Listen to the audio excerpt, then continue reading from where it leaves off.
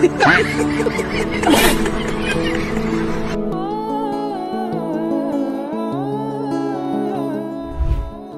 ব্যস্ত রাস্তায় এক কোণে দাঁড়িয়ে হাসতে হাসতে গড়িয়ে পড়া সেই কিশোরের ভিডিও আপনি নিশ্চয়ই দেখেছেন। গায়ে সাধারণ শার্ট, হাতে চায়ের কাপ আর জোকস শুনে এমন এক নির্মল হাসি যা নিমিষে আপনার মন ভালো করে দেয়।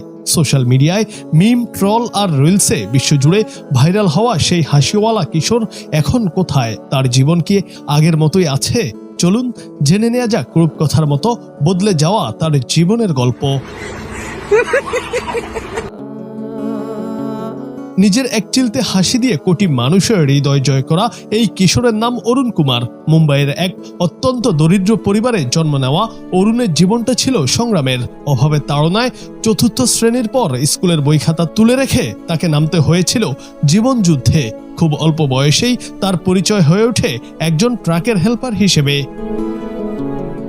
অরুণ কাজ করতেন নেহেরু নামের এক ট্রাক ড্রাইভারের সঙ্গে, যাকে তিনি পরম শ্রদ্ধায় নেহেরু আন্না বলে ডাকতেন। একদিন ট্রাক ধুয়ে কাজ শেষ করার পর নেহেরু তাকে এক কাপ চা দেন এবং একটি মজার জোকস শুনান। সেই জোকস শুনে অরুণের যে প্রাণখোলা হাসির সৃষ্টি হয়েছিল, নেহেরু তা নিজের ফোনে রেকর্ড করে সোশ্যাল মিডিয়ায় আপলোড করেন। ব্যাস, মুহূর্তেই সেই সাধারণ হেল্পার থেকে অরুণ হয়ে ওঠেন বিশ্বজুড়ে পরিচিত এক মুখ।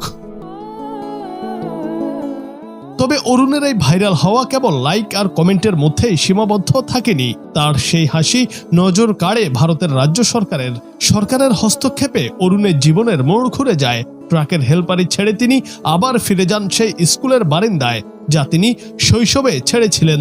অরুণ এখন নিয়মিত পড়াশোনা করছেন।